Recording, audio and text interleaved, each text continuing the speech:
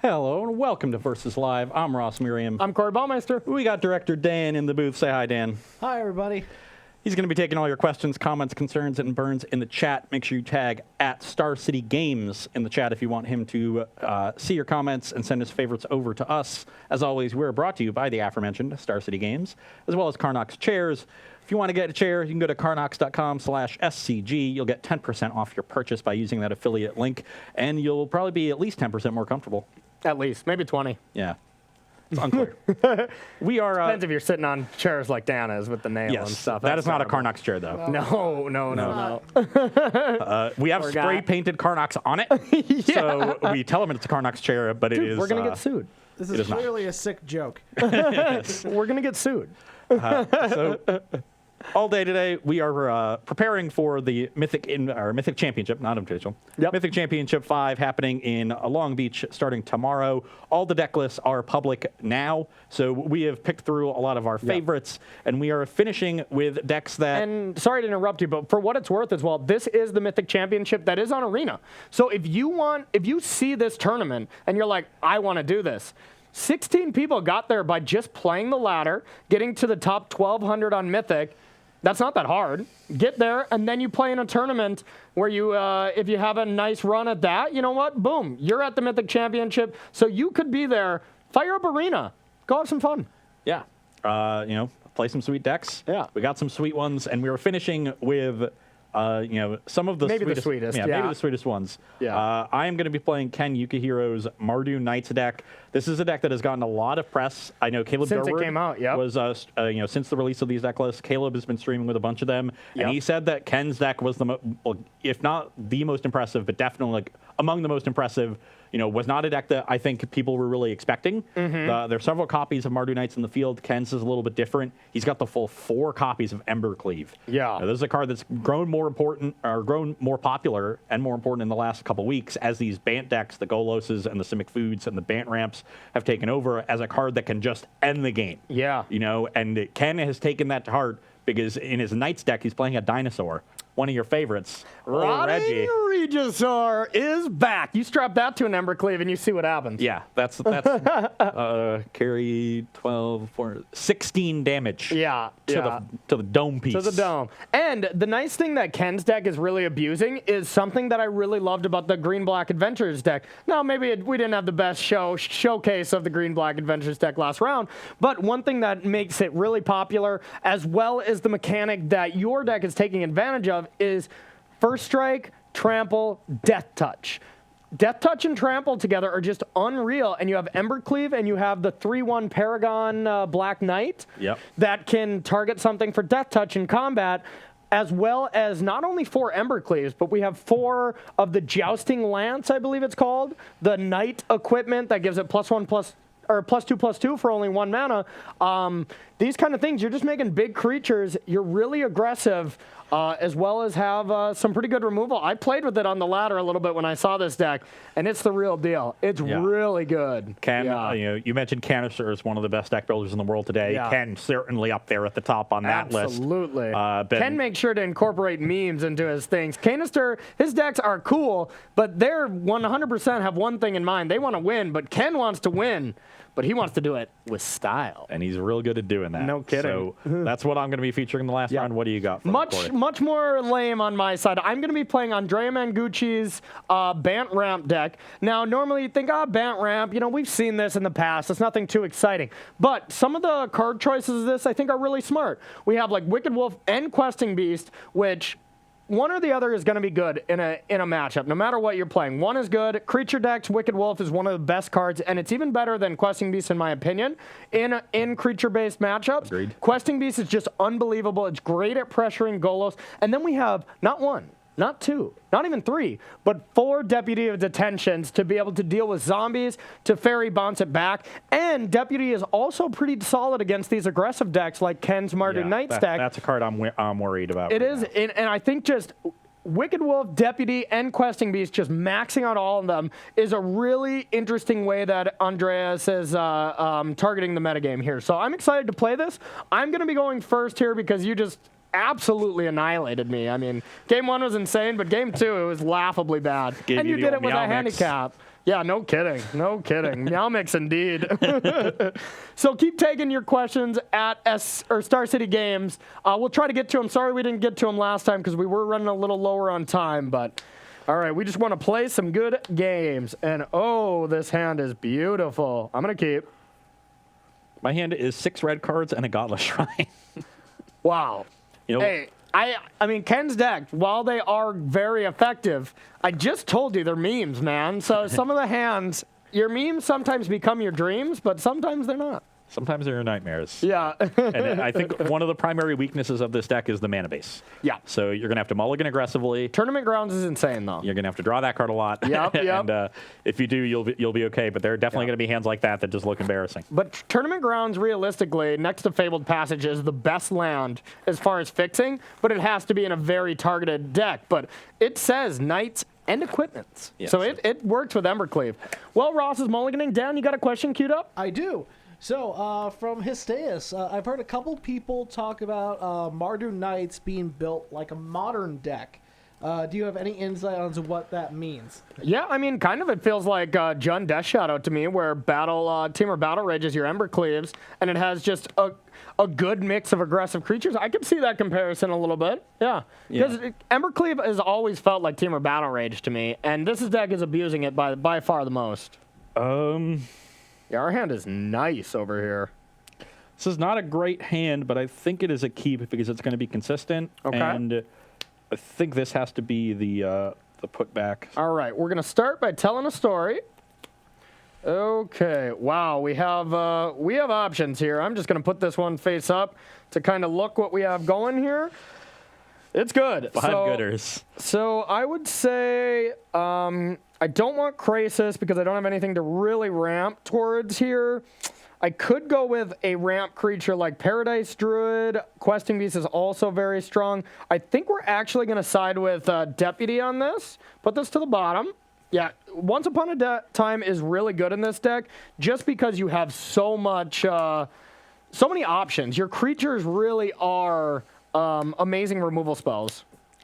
No one drop from me, and I'm falling behind very quickly here. Yeah, we don't have the follow-up, though, so we're just going to take 2 and say go. Looking to make another food, are We hungry. We saw you eating so much, you know? I mean, I figured it was our turn. How rude of me to sit here eating while you had no food. I know. Unreal, Ross. Well, right on time for a old furry boy. Okay. Though, maybe it's best to get some value. I kind of like that. Yeah, I'm going to play Fervent Champion, and then I'm going to Boulder Rush it and get in for 3. I'll take it. You go to 15. Pass 15. All right, we're gonna get some fruits with our cake. We're gonna untap, and now the world is our oyster. We have plenty of options, and they're all great. Now to deal with Fervent Knight, it's not the biggest deal right now, but I think we probably still just want to deal with it. Well, okay, so I think we're actually just going to cast the old QB here and get in there for 4. Just a great card for you to have to deal with it. To 16. And pass to you. Now, we really got to be careful of blocking, though, because if there's one thing Ken's deck does is uses the mechanic of First Strike quite well. There's a lot of things that are quite tricky to deal with here. And unfortunately, we cannot get it quite up to a 4, so I'm just going to play Tap Lane and Rimrock Knight. Okay, and that can't block of noteworthy, and ooh, that was a good draw. I am getting punished for putting a spell back when I wanted to keep 3 lands in my 6-card hand. Yep. Having drawn a couple since then. Well, we were going to play a different play this turn, but we did just draw quite a good one. We're going to go to 13. I think I do just want to minimize your board a little bit here and try to keep you away from attacking with a bunch of creatures and getting a nice Embercleave here. So we're just going to Wicked Wolf, and we're going to hit this and sack the food. Okay, so you have 4/4. And we'll attack for 4. I will go to 12. We had the option to play both of these last turn, but I think the clock on Questing Beast was a little better. And now I know you have a Deputy. You do know I have a Deputy. And I think I want to force you to use it. Play 2 more Fervent Knights? Or Fervent Champions? Yeah, so let's play a Steel Claw Lance and equip and attack. For 3, huh? Indeed, for 3. Okay, so I would assume this is another Rimrock Knight. So I don't want to block with Questing Beast here, but our Gilded Goose is not insane anymore, so maybe I just want to protect that. Yeah, let's do that. Okay, pass the turn. Okay. We're playing it a little conservative, but I think it seems good. So 8, 10, 11. We will attack. I go to 4. Go to 4, and I think we do just want a deputy here. Just get the champion there, play a land tap, and say go. Got a good one?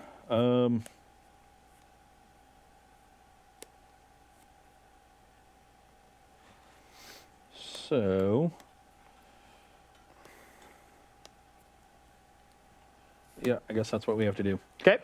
Play Rotting Regisaur, play Fervent Champion, equip here. Now we Okay. have 2 blockers set up. Pass the turn. All right. Hope you have nothing and hope I rip Embercleave. Luckily, we do have the kill there with Nissa. Exactly, Hit you 4. for 4. Yeah, Yep. I had Nissa for a very long time, but I just really wanted to be affecting the creatures because that is usually a thing better. We also had a Wicked Wolf, so we had some options. Yeah, Wicked Wolf can but- just trade here. and then you can- Exactly. Yep, that would have been enough. Yeah, dead to a lot of cards there out of your deck. Yep. Yeah, I mean, the story of it is you didn't have a 1-drop. I curved out quite well. I mean, Yeah. turn 3, I had the option between playing QB, Questing Beast, or Wicked Wolf, and both were just devastating to you at the time. So, Okay. yeah. So we are going to take a short break here and get to some sideboarding and finish up this last match of Mardu Knights against Bant Ramp. Don't go anywhere. And welcome back to Versus Live. We are sideboarding with Mardu Knights against Bant Ramp. On my side, just doing a straight swap of Acclaimed Contender for Noxious Grasp. I think in matchups where your opponent dominates the long game, cards like Acclaimed Contender get a lot worse. You know, I don't think the card advantage is going to put me over the top. That's not how Corey's trying to fight me, you know, with traditional removal, things like that. What this card does do that I'm a little worried about cutting is just dig for Embercleave. True. But I don't think I can keep it in. I need to keep my curve low. I think things like Rimrock Knight, ways to get through your early blockers are really important. I will generally draw an Embercleave. I've got 4 copies, and if I kill some of your blockers, I might not need it. But just keeping the curve low. Rotting Regisaur too important with Embercleave to cut as a 3-drop. So Contender comes out. Noxious Grasp, just a great removal spell here. So an obvious addition. No, makes sense to me. If you're tapping out for a 3-mana 3/3, I'm ecstatic from a ramp side. That's what I would like you to do. Mine is a little tougher on my side here. I do not know the right answer, and I would hope Andrea is in our chat. I know he likes the show. He hangs out every once in a while, especially when we got his decks going on, which is often because he builds some good decks as well. That's true. So I'm pretty unsure about Oko and Nissa. Which one is particularly worse? I think you kind of want a mix of both of them, so that's why I'm taking out 2 and 2, because I would like to draw exactly 1 of each. I never want to draw a second of either copy, so we're going to take that out, but I could be proven wrong into saying that I should have all 4 of Oko out or all 4 of Nissa. Both aren't insane. I don't want to be turning your, little creatures into bigger elks, but, Oko can still turn an Embercleave into an elk. It can do some things. Turn a Rotting Regisaur into an elk. Yeah, that too. So we're bringing in Glass Casket. This card seems amazing. 2-mana Disruption, a couple creatures that fight, and Knight of Autumn that can just be a body and destroy one of your equipments, or just gain some life when you're starting to get in a pinch. So I think these 5 cards are astonishingly good. And then we're taking out 1 Once Upon a Time just as our 5th way to take out. Yeah, definitely don't want to flood on that card in a matchup like this. You get really punished if you ever have to cast it for 2 mana. Exactly. So, I think 3 is fine. Maybe we could even go down another one just so we would never be punished. But, all right, we got any questions queued up while we shuffle? We do. What do we got? So, from Big Daddy D, 1994, after playing this new standard for a few weeks, it seems to me that the format, because of 1-mana ramp creatures and the 3-mana planeswalkers, is very play-draw dependent on how games play out. Perhaps 2 play draw dependent. What are your thoughts on that? I think that criticism has been levied against every standard format for the last, 6 years. Yeah.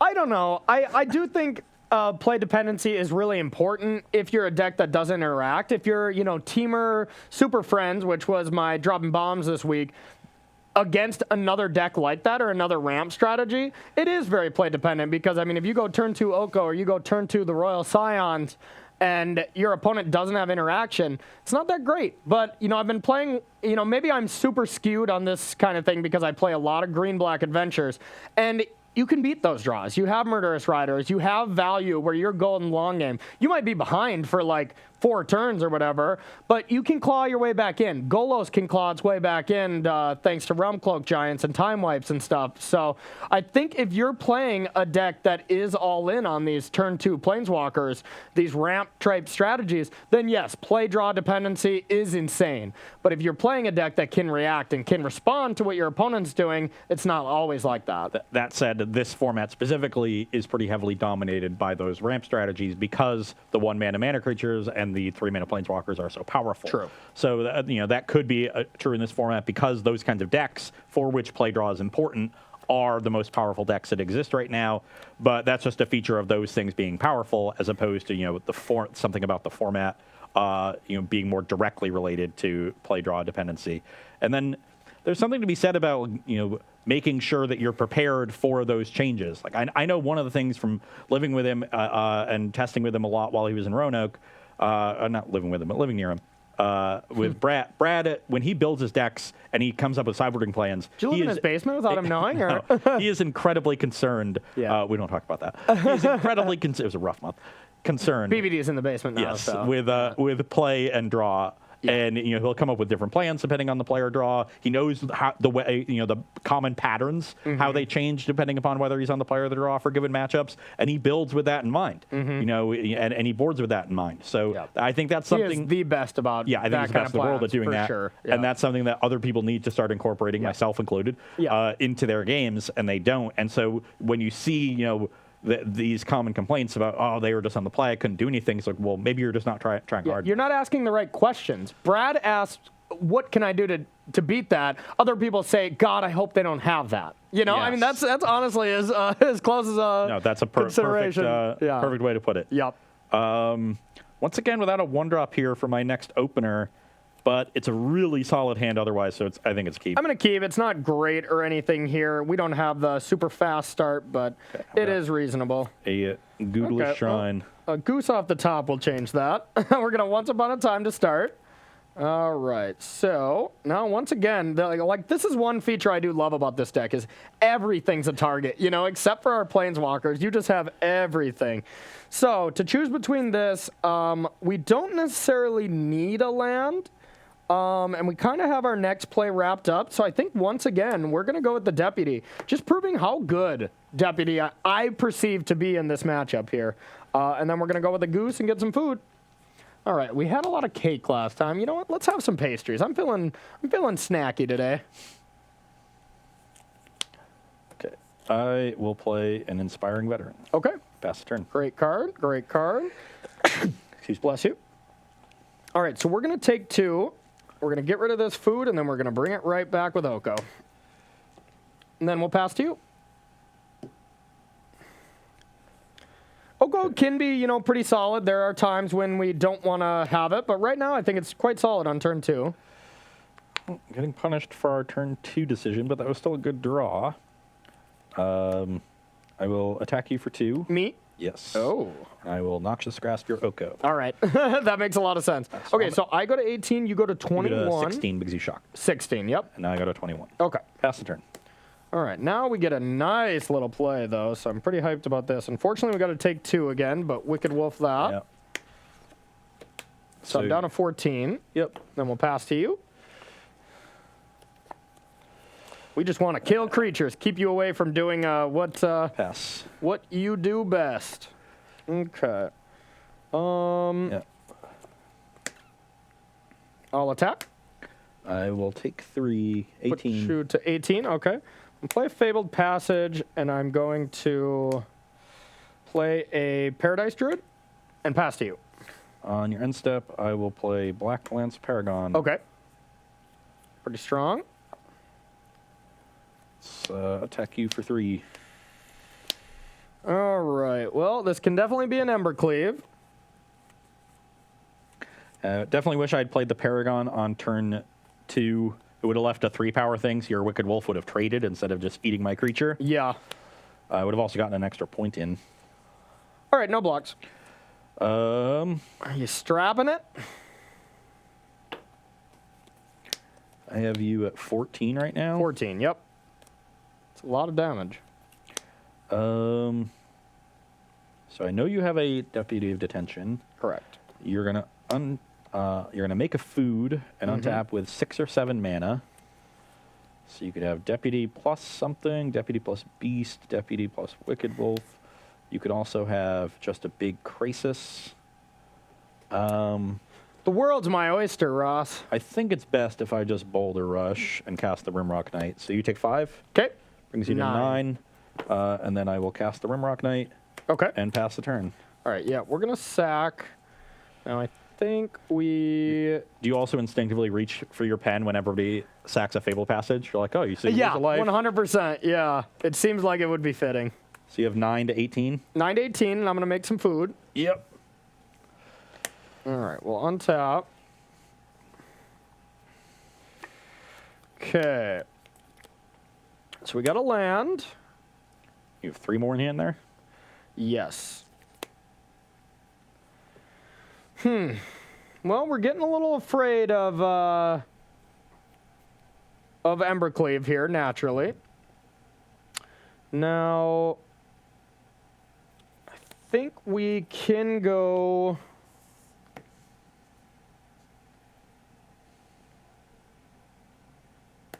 Wicked Wolf? Sure. I will target this, hold priority. And you've already played your land? I have, yep. Okay. Noxious Grasp with the activation on the stack. Okay. This means you will not have enough mana to Deputy follow up. So I don't know what your last card is. I will make a food and respond by doing it again. Oh, you can do that. Yep. But that does sort of tap Just you out. tap it, yeah. Okay. So I'll lose that. That fights. Now, I think I just have to say go and try to block this and hope I'm not dead. I mean, you're certainly not dead. You do gain a life. You go to 19. Yeah. Yeah. So I'm at 19. Now we're just trying to play slow and steady. Our board will eventually take over. Even just food gaining life over and over, I think, will be quite good. Yep. Yep. I just want to soak up 3. Or you're going to take 5. 5. Yep. Brings you to 4. 4. Yep. Okay. Pass the turn. All right. Okay, now is it better to deal with Embercleave with Deputy or to just deal with the Paragon? And I think it's probably the Paragon. Yeah, we're going to Deputy this. And now we want to get busy killing here. So we're gonna play a Goose. And now the question is, do I want to leave back Paradise Druid to like potentially make food? And I think the answer is yes. Let's try to think about if we can win next turn though. So if we're attacking for 5, 6, 7 right now, we could technically make it 8. Then any haste creature likely just kills us, so that seems pretty bad. So let's see if we just attack for 5. That puts you to 14. Next turn, we're attacking for 5 again. I think we're going to have to make this a 3-turn clock kind of thing and play a little defensive here. I agree. So I'll take 5 to 14. Okay. 14 to 4. And go. Come on, Rotting Regisaur. Roddy, stay away. That was the single worst draw on my deck. All right, another Embercleave. Pass the turn. All right, we're going to make another food. We're going to try to just have enough life to gain that even if you were to do something crazy, we'll be able to answer it. Now, there could be another haste threat or something, so we're not going to get, or there could be a flash creature. We're not getting Paragon or Deputy into combat. So we can make, I will attack with these though. I go 7. Okay, so now we presented lethal, and we'll play another blocker and say go. Can sack a little bit of food. That's another tournament grounds. Not a great series of draws. Yeah. The deck is impressive. So I think the one problem that we're looking at for this matchup here is that deck is insane when you're not interacting. So you know what deck this deck is going to crush? Golos. Yep. This deck is going to be a Golos killer because if you got to do what you got to do and I wasn't able to interact very effectively, you're going to run me over. But this deck is just interaction. It's all interactions. Deputy, Wicked Wolves, Okos, Questing Beasts. Like, we're just doing it. We're just doing stuff. Glass Casket. Like, this deck does not lose to aggro, I wouldn't really think. But the Embercleave aggro is something that can cheese me out and really go over the top. So. Well, we got time for one more game if you just want to finish a third. I would love to take some questions. Yeah, this deck's sweet, actually. We can take one while we're shuffling too, Dan, if you got one. So, question from me. A lot of people, I think a lot of people are sort of like losing faith in like the Just Guy Fires list. Yeah. Only one person is running it at MC5. My man, Janne Mikkonen. You probably nailed that name, huh? Probably first time I've ever saw the name before in my life. He's my new best friend. All right. Sounds Is it the Finnish. super? Is it the super It's the friends? Super Friends version. Okay. I think that this is me just thinking going into a tournament, what am I going to expect to play against? I'm going to think I'm going to play against A, Golos. Yeah. B, infinite questing beasts to try to deal with Golos in the form of Simic Ramp, Golgari adventure decks, aggressive green strategies, and then just decks that go even further under it where like mono red, hyper aggressiveness. And all of those seem to be good against the Planeswalkers. Questing Beasts is a scary card right now to have the word Super Friends in your deck. It is. The one thing that I'm pretty shocked that there were 0 copies of, and it makes sense because this deck was starting to become a little popular over this last weekend thanks to Jeff Hoogland and some other people picking it up, was Teamer Super Friends. Shameless plug here. My dropping bombs this week that got released yesterday was Teamer Super Friends, but the deck is just very good. It has 4 Grazer, 4 Gilded Goose, and 4 Oko, 4 Royal Scions, 2 Domri. It's just playing turn 2 Planeswalkers, and then it's going over the top with Questing Beasts, Sarkhan, Skargan Hellkites. I think the single best card to deal with Golos right now is Sarkhan the Masterless. You're just going over the top. It creates a huge clock with the rest of your Planeswalkers. I think that deck actually would have been pretty well positioned at this Mythic Championship, but since it wasn't really popularized, nobody really wanted to take a stab at it because it was so new. But that's one I was pretty shocked at. Yeah. That deck, I agree, seems very well positioned against the ramp decks. Yeah. I don't know how good it's going to be against the rest of the field. Yeah. You don't have a lot of good removal for Edgewall Innkeeper against the adventure decks. Yeah. You're similar to Gruul, but I think they're a little bit more consistent at doing what they're doing. And also, if you're depending on Sarkhan to generate a clock, their questing beasts are going to be better than yours.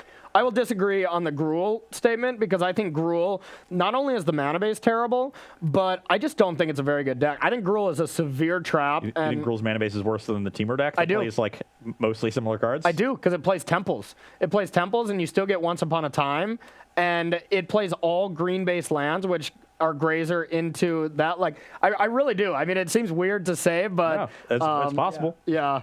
I think Gruul is pretty bad at right now, but Just to bring in a couple of data points, just from my personal experiences, I am currently 7-0-1 with this deck on FNM. It doesn't really seem like. I thought you were gonna say on Arena. I was like, how did you draw, bro? Yeah, no.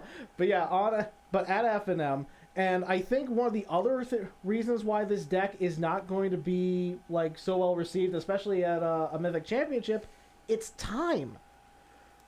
Time is a huge factor with this deck. It's very controlly. Yeah. Even when I am optimizing my turns and I'm thinking 3 steps ahead, okay, I need to do A, B, C, D, and E.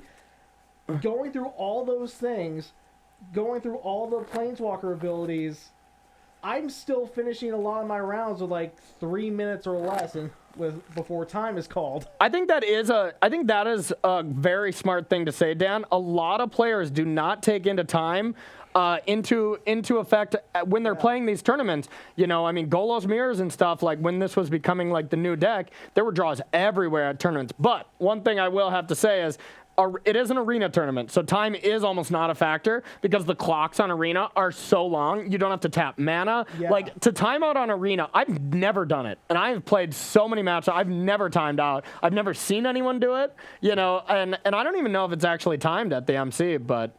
Yeah, I'm not sure, but I wouldn't be too worried about time there. But I do think Jeskai Super Friends is pretty sweet. And if Golos were to get the... I think that deck's going to be really good. One win against Golos Fires, the draw against Bant Golos. Sure. Ooh. I took a mulligan on my first hand since there were no lands in it, and this hand is solid. I mean, out of sweetness here, Dan, I can't mulligan this, right? No, you can't. No. Ooh, that's actually... Out of pure sweetness, this hand has to be kept on my end. Oh man, I really wish my mana was a little bit better so I could actually lead on this card and then cast both of these on turn 2. Yeah. 'Cause then I'd be able to trigger my knight. For instance, though, I think your Mardu mana base is better than Gruul mana base, you know? Definitely want to keep this because I'm going to empty my hand pretty quickly. Man. It's a tough one. Yeah, it's a... Well, we'll let Ross think about this. How about you throw me one more question there, Dan? Sure. Since we didn't get to answer too many last round, since we were going crazy. I'm just going to go for it. Okay. All right. So from Rasu Senpai, what do y'all think we've seen a disappearance of with Feather?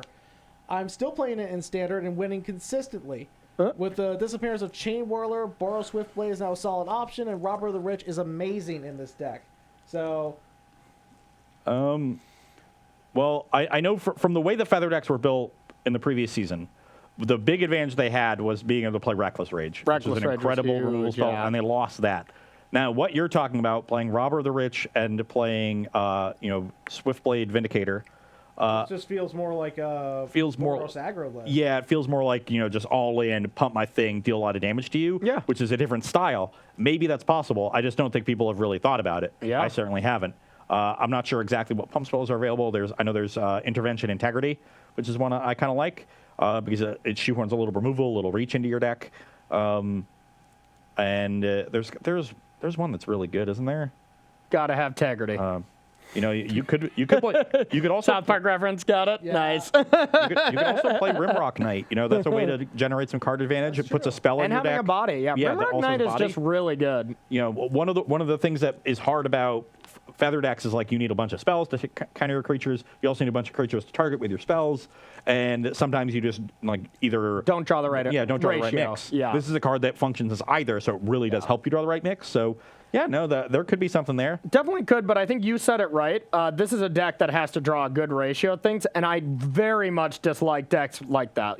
Ramp decks in the past Standard were like that as well, where you didn't have Oko to bridge. You either had huge stuff or ramp, and if you drew too much of one or the other thing, it was bad. I just generally like to avoid those decks in my personal play style, but... Yeah, but, I like a good all-in aggro deck. Yeah. I'm going to make the greedy... You're playing one, so... I can't actually do this. I don't even have draws to do it.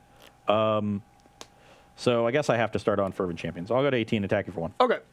You can go. 19 to 18. All right, so we are going to go with a Gilded Goose. Your turn. That's annoying. Oh, we got the goose.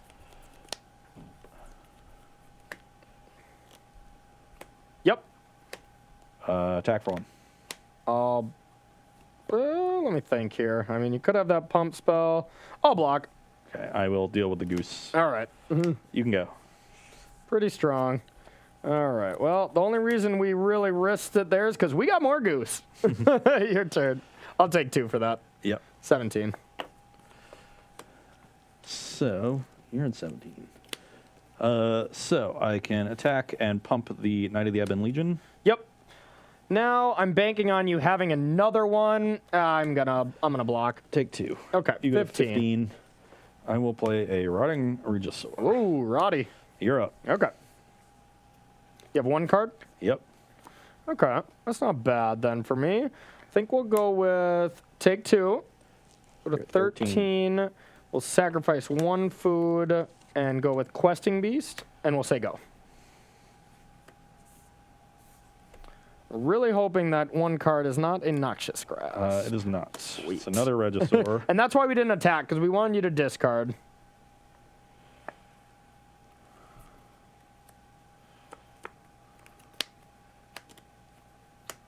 Attack. And triggers. So, Yes, we have a 2/2 and a 1/1.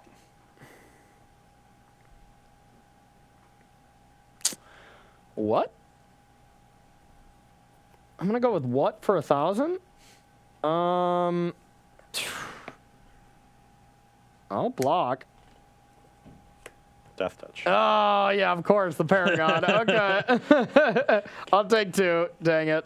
And you gain 1? You're at 11. Yeah, I gained 1 to 19. You're up. All right, that was an oversight.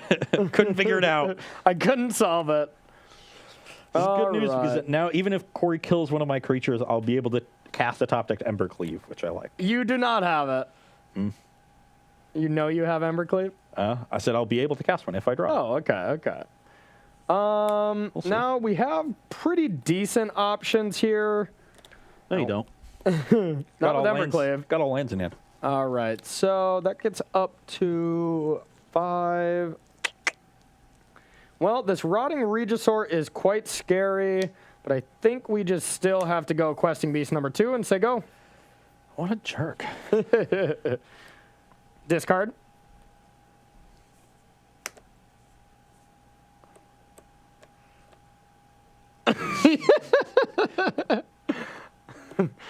You know, I hate you sometimes.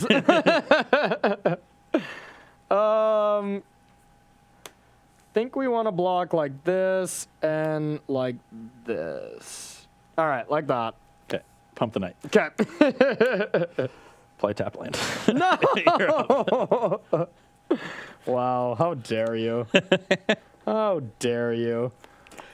All right, so now we're going to sack a food. We're going to get 5 total mana here.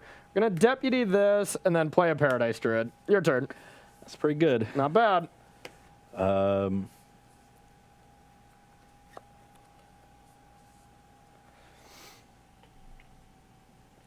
So, 4/1.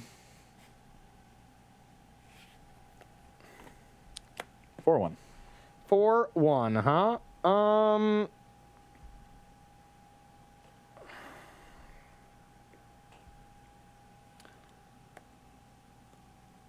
We'll block like this.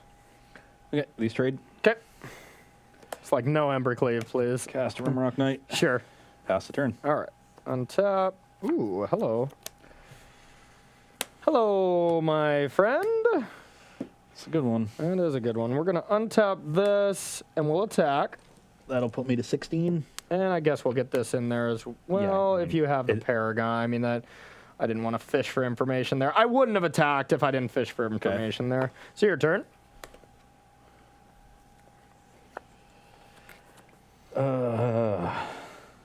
Like that sound. You're up. Okay, we'll make a food. Sounds like Andrea Mangucci is hoping for this matchup at Mythic Championship. Yeah, it might be. All right. 2 untap. Yep. So we got 2 green and pool. Yep. Making a food. No, we're going to make a gigantic crisis. 2, 4, 4, 5, 6, 7, 8, 6. 9, 10. 8/8. Yeah, we'll do an 8-8. You go to 15. And 3. that's going to 4. do it. I just got to land. Yeah. Floated a bit there. Yeah, another land on top. Honestly, I think one thing we can gather from this is this is a good matchup for this deck. Yeah. Plain and simple. I have too much disruption. No justice. Got you good with Yeah. the Paragon. You did. I tried as hard as I could. Gimme. Just a small child. Oh yeah. Give me your shiny toy, please. Shiny toy. Yeah, we talked all about how Mardu Knights matches up well against these ramp decks, but this version of the ramp deck is really more of a mid-range. This is more of a mid-range deck. It's really knocked over nice. Chandra. Yes. So I took this back. I mean, we had one hell of a week at Versus Live here this week. If anybody missed our Modern Day on Tuesday, go check out the replays. It's going to be coming out either today or tomorrow, I believe. I'm not even going to tell you about it if you haven't seen it, because Ross's play in our third and final match was impressive, to say the least. You kind of ended with the same deck in the last 2 days. An Embercleave and a Teamer Battle Rage deck. You know? Pretty close. I do what I do. Yeah. No, but awesome. I think this was a really cool showcase. What excited you the most out of these decks? Called and Familiar and Witch's Oven. Yeah. I can guarantee you I will not get away from that combo until it rotates out of Standard. And that'll be And forever. that's when I'll try it in Modern. Okay. Because Fair. I cannot get enough. It is awesome. You know, honestly, and for things that impress me, I'm really impressed with Andrea Mangucci's list here, how it's guided towards really crushing aggro. I think this deck's going to crush aggro. I think it's still going to struggle with Golos. I don't think it's going to have a positive matchup. You have Deputies and Wicked Wolves, and while Deputy is good at cleaning up zombies, it's not like the Scape Shift Golos decks we had from last season. It's just not enough. You know, Has he got some Ashiaks on the sideboard? I'm not sure if he has Ashiaks, but This deck that can really pressure there's a lot the of opponent. there's 4 Disdainful Strokes in the sideboard, so still having the same plan that the Ultimate Guard people chose to do with 4 Disdainful Stroke, just having them in the board and just focusing on still being a good Game 1 deck, which I think I like more. We noticed with Match 1 with Disdainful Strokes just weren't the end all. They were good, but they weren't the end all. They didn't seem like enough to turn the matchup around. Yeah. I'll say that. But I would like a combination of pressure and Ashiok. Yeah. Along with some counterspells. But the thing is, so I've had 3 Ashioks in the sideboard of Green-Black Adventures, and the problem is, while it's a great card, when you're on the draw, you're too slow to interact with Spiral into route. with route into Spiral. Now, with the ramp decks, you can Gilded Goose into it on turn 2, and you have that option.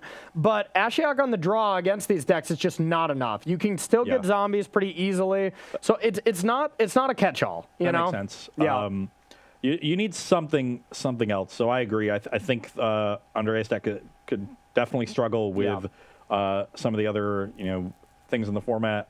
The more popular decks. Yeah. The deputies do help. Having that many deputies, I think, will help a lot because you often use those first 2, 4, 6 zombies to stabilize the battlefield. Yeah. And if you can, let them get a horde together, and then you exile 4 in a clip and get a good attack in. Yeah. That might be enough to just close the game out right before they take control. So 100%. Deputy is a good addition, and that's going to be the key card there, I think. Because the zombies are really good at dealing with Nissas. 3/3s match up pretty poorly against 2 zombies, 4/4s. But if you can have a Nissa, hold it back or whatever, and then the next turn go Deputy, clear, animate 1, and attack for 6. You can get somewhere.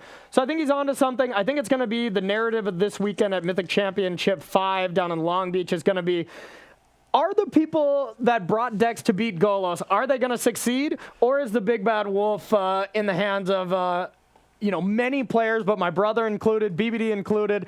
Is Golos going to be too much for them to overcome? We will see. We also have regionals coming up this weekend. If you're heading to North Carolina, go say hi to Ross here, going to collect some much-needed points to keep your spot in the Players' Channel. Yeah, you're cute as of now, right? But it's getting close. Gone pretty dicey. I got a 9-point lead on Edgar Magaish, and I'm the last person in at this point, but I'm only a point behind Jonathan Hobbs, a few points behind Dom Harvey, so there's still a lot of work to be done for most people. I think there's a couple at the top. I think Zan Syed and Harlan Fearer can rest pretty easily. Okay. But everybody else is still definitely looking for points. Never safe. Well, I'm rooting for you, my man. So before we go, let's thank some subs here, Dan. Yeah, before we do that, with the list for the Mythic Championships, they give full names, but they don't give handles. How can I possibly overlook that it was Savage that is the piloting the Just Got It Fired was deck? Savage. It was Okay, MPL member. That's right. MPL member, yeah. Well, that's exciting. We're going to thank some subs here. Subs here. Harvester369, new subscriber. 369. Thanatos with an 8-month resub. Refusin with a new subscriber. Viper Kenji, new subscriber. And Eric C. Martin with a 7th month resub. Wow, that's a tongue twister. Yeah. 5 subs. High five to you at home. Thank you so much for the support. We really appreciate it. We will be back here Tuesday, more than likely to talk about some cool decks from the Mythic Championships, as well as maybe talk about regionals and just see what kind of decks dominated over the weekend. Same time, same place. We will see you next week. Bye-bye.